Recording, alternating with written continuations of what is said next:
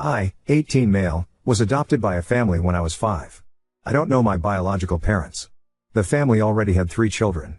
3 girls. Apparently after the first girl they tried for a boy, but it always ended up being a girl, so after 3 girls they adopted me to finally have a son. In the first few years of my life they treated us all well. My sisters, however, were never able to accept me. They saw me as an outsider who doesn't belong in the family. Actually, it was the oldest one, called Alicia, who poisoned the other 2, called Maria and Juliet, against me by telling them that our parents would treat me better because I was a boy, which wasn't true. In fact, all 3 of them protested against me getting a room in the same floor as them. And my parents gave in. There was a spare room in the basement where I had to sleep now. This, however, just led to them making fun of me, calling me names like cellar rat and many more things. I just shrugged it off, assuming that's how siblings treated each other. But I realized that having my sleeping room in the basement somehow also affected the way my parents treated me. Sleeping down there felt like I was out of sight for them. They lost interest in me and I became less significant and important. While on the other hand they started to focus more on my sisters. When I was 13 they completely lost interest in me. It was like I was a homeless person living in the basement. They missed all the appointments I had. They didn't care about my grades. They never even called me to eat. Sometimes I would come upstairs and see how they already took away the plates. If I was lucky there were leftovers that I could eat. Do you think I got presents for my birthday? No, because they didn't even know my birthday in the first place. And last Christmas they said they forgot to buy presents for me, saying they'll go shopping with me the next few weeks to get me something, which, as you might expect, never happened. I don't feel despised towards my sisters. I'm glad they have a home where they are cared for and that they can feel loved. I just don't understand why they would adopt me if they just throw me away like a piece of paper. I think they just wanted to have this feeling to have a son for some time, but then realized they could never love me like one of their own. And putting me into the basement was the last straw. That is when they completely banished me from their minds. And I just can't do this anymore. I decided to pack my things and leave. I will do it tonight. I stay at a friend's house for a while and try to look for a job that hopefully gets me enough money so that I can rent an apartment. And after that I will never look back. I decided to leave a letter behind in my room. I wouldn't be surprised if they never even find it. Let alone notice that I'm gone. I use a throwaway for this, but I actually don't know why. I thought I don't want them to see this, but now that I think about it I could send them this post. I don't know why I even write this in here in the first place. I feel so desperate. Update 1. Let's start by what happened yesterday. First of all, I never expected my post to blow up like this. This is absolutely insane. I tried to read all of your comments and answer all direct messages, but it's just too many. So I'm sorry if I ignored you. Many of you had great advice, such as taking all my documents with me and go to the police, which I wanted to do today. Let's go through everything that happened chronologically. After reading through many comments I decided to take my documents with me. So at the evening before my adoptive parents went to bed I snuck into their bedroom and took all documents that I could find and waited for nightfall. I packed my things and left when all of them were asleep. Everything went as planned. I silently left the house and went to my best friend's home. He had an apartment in a neighbor city, so I had to walk for a while. I arrived at his apartment between 2 and 3 a.m. He had a spare bedroom that he used for visitors who might want to stay for the night. We agreed that I could live with him as long as I want. He only expected me to find a job quickly, and if I do that he wants me to help him pay the rent for it. I was fine with that. I slept through the night and at the morning I started looking for jobs immediately. But now a few hours something more than interesting happened. While I was on his laptop still looking through the online job advertisements and collecting them, the doorbell rang. He opened the door and I heard a familiar voice. But it wasn't one of my parents. It was one of my sisters. Maria, to be exact. The middle sister. I heard how she asked if I was here. He wanted to lie for me, but I decided to talk to her to find out what she wanted. So I appeared behind him and she winked, "Thank God you're here," and hugged me. I was completely overwhelmed and surprised and didn't know what to say, and then she told me how she found me, and this is where things get more interesting. She told me that this morning a way too familiar sounding story appeared on her TikTok For You page. Apparently my story was shared by a TikTok account who actually had a quite big audience. And she became even more suspicious of the situation when her and the name of her sisters were also mentioned. To be sure about the situation, she went in the basement and into my room, where she found the room mostly empty and of course my letter. I mentioned in the story that I would stay with a friend, so she went out looking for me, telling our parents she was about to visit a friend. She said she drove to 2 different houses before finding the correct address. She apparently visited 2 other friends of me before finding the correct apartment. Apparently she also took the letter with her. She said she hasn't showed them the letter yet and wanted to talk to me first. No one besides her knew where I was or what I did the last night. She apologized to me and offered to talk with her on my side to our parents. She explained that the way I talked about her in the original post made her feel bad. She said she never hated me or anything. She admitted that she also protested against me having a room on their floor, but just because of Alicia's influence on her and because she believed her lies when she was younger. Now that I think about it, unlike Alicia and Juliet, she never called me bad names. She said that Juliet probably also is just insufferable because of how Alicia manipulated her.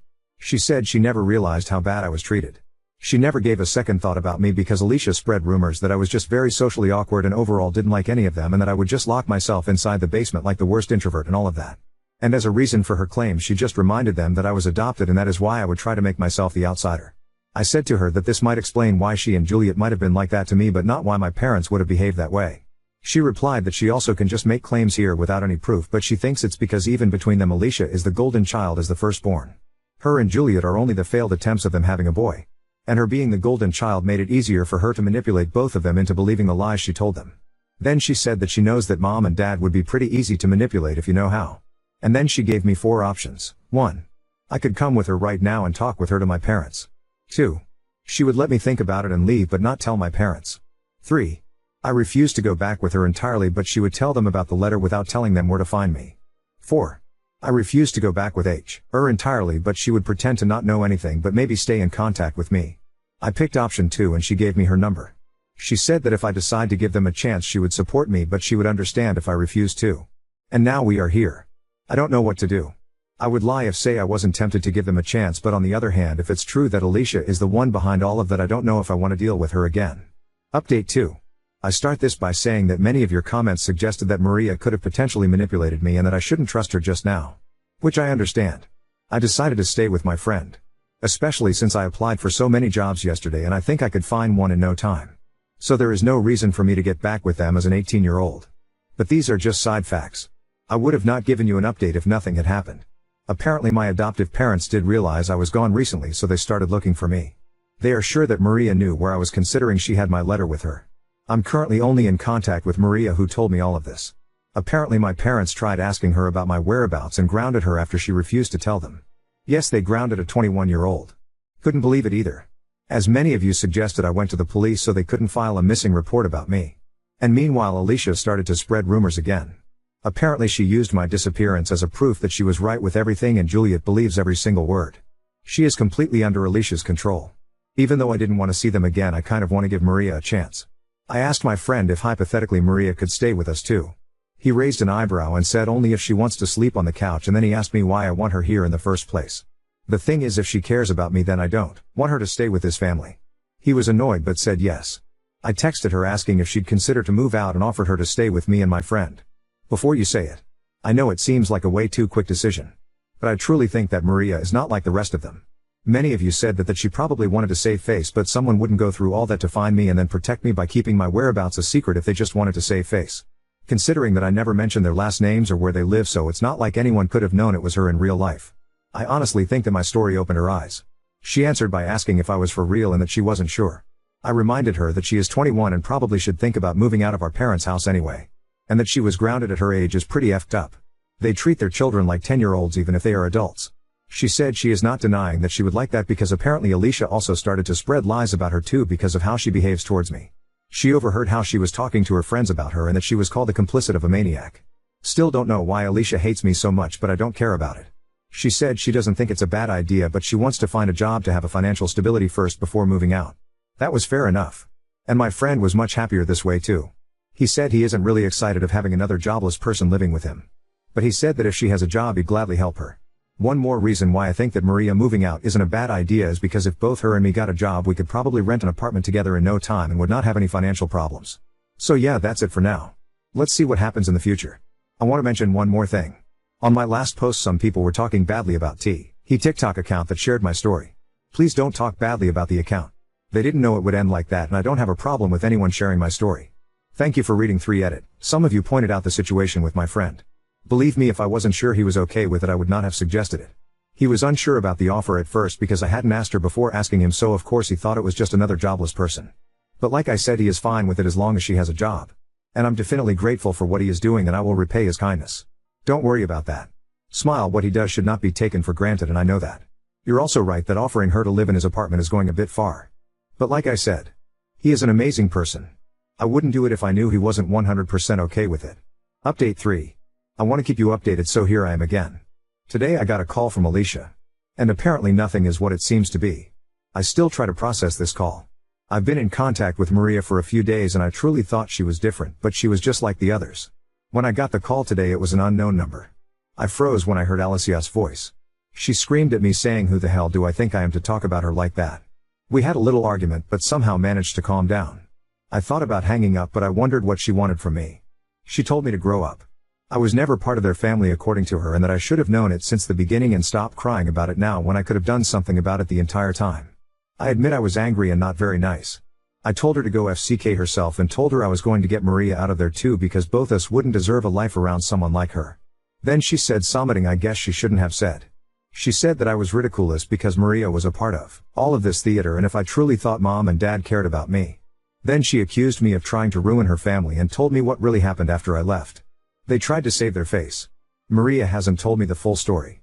Apparently it's true that she was the one who found my story on TikTok by accident, and she also found the letter first. In Maria's version of the story, she lied to mom and dad and told them she was about to visit her friend when she was looking for me and they didn't know about it. But Alicia said that Maria told mom and dad immediately after finding my letter.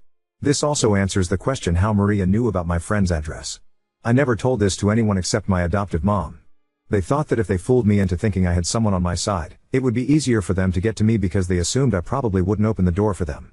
I couldn't believe it and asked why I would believe someone like her, to which she replied, "Who do you think gave me your number?" Then she demanded me to take down my posts and hung up. Honestly, I kinda believe her. But it also proves that they are all the same. They try to manipulate me to get back with them to save their reputation. Many of you guys warned me about this, but even after everything that happened, I didn't want to believe someone could be this evil. But that's it. I will cut any contact with them. I am not taking my posts down. Everyone deserves to know what these people are. I cannot believe I tried so desperately to see the good in them. Oh, some of you might want to know that I also apologize to my friend for offering room that wasn't mine to begin with. I understand your critique about this and you are right. I crossed a line there. With that being said, the chapter Adoptive Dickhead Family is hopefully closed now. I try to focus on my life and maybe someday I will find someone who truly loves me. Update 4. Me answering to their attempts of defamation gets voted. I am not lying with anything. I wish all of them the best. But I don't want to have anything to do with this family. A few people pointed out that Juliet and Alicia made posts of their own, but apparently these posts got deleted, cause I cannot find them. I also can imagine they were just fake profiles and that they are not the real ones. You can post them under this post if they can be found somewhere. But no matter what they wrote, I'm sure that if they are real, they try to save their reputation by telling you lies. I would like to appeal to you to not believe anything they say.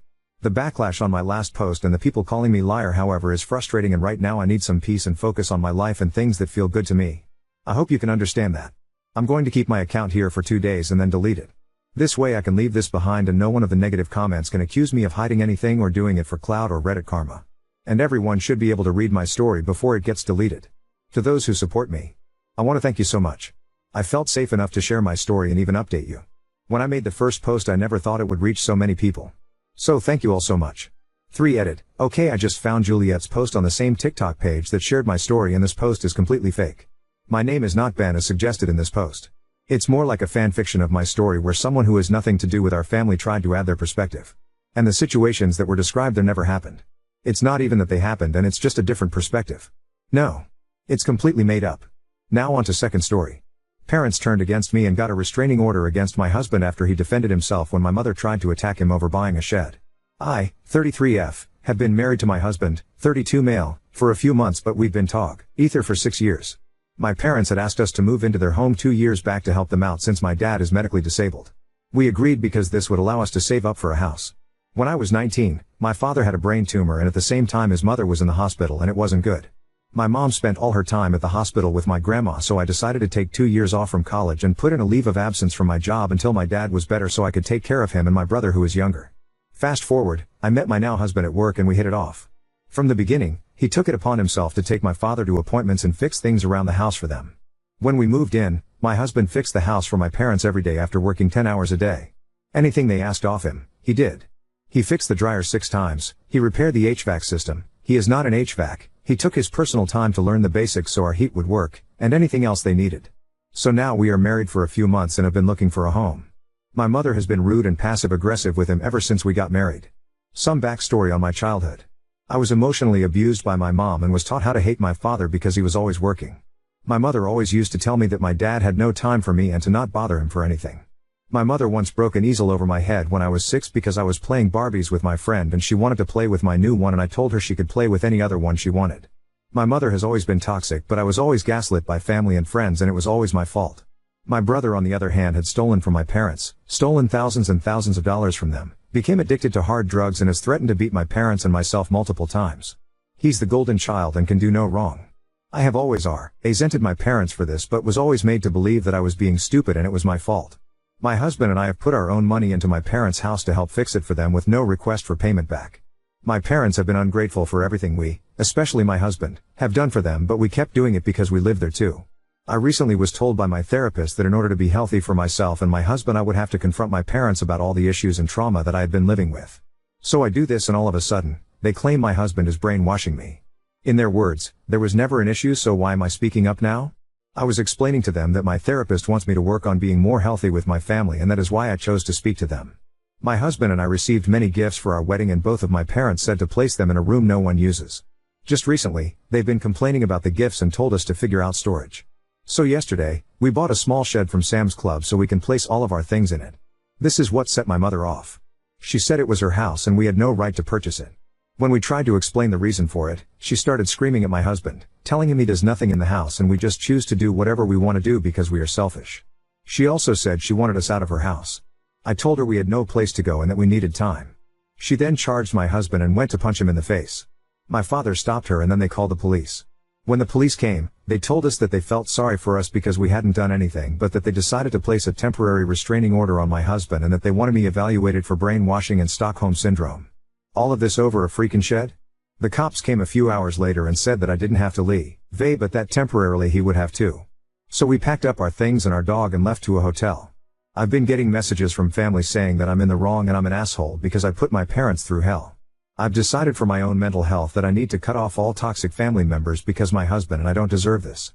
Ada? Edit. Hey all. I noticed my wording about the Stockholm Syndrome and brainwashing nonsense sounded like it came from the cops. I'm sorry. My parents were yelling and begging the police to evaluate me because I would never speak to them like this on my own.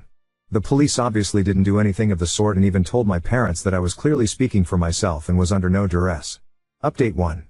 For those of you who read my first post, it's been 80 days since I posted it and a lot has changed. My husband and I found a house and will be moving into our home at the end of August. I am currently low contact with my parents only because a lot of our things are in their house. I have already set up a day for the movers to come help me gather all of our belongings and yes, my parents know we are taking our things. My parents were given no information other than we found a place of our own. My father has ignored me since the situation they caused and basically blames me for it, but then tells my mom out loud he's not mad at me when I'm there. My mother thinks all is well even though I tell her our relationship is the furthest from fine, but narcissistic parents will believe what they want. Once all of our things are out of the house, I'm cutting all contact with my parents and whoever else needs to go. My husband and I, even through this difficult situation, have gotten stronger and are living a fairly peaceful life. Therapy has been wonderful and all the wonderful things that are coming our way, we are welcoming with open arms. One thing I realized, other than my parents being narcissists, is that I really did go through a lot of trauma throughout my life and my parents still think they're the best parents out there. There was a moment, in the beginning of all of this, where I thought I couldn't keep going. When I came out of that place and was strong again, I spoke with my parents about it since my mom kept telling me how much they care about me still. Their response to all of this: oh well, that's not our fault and shit happens. They're right. Shit does happen. And it's gonna hit them hard once I'm out of their lives for good.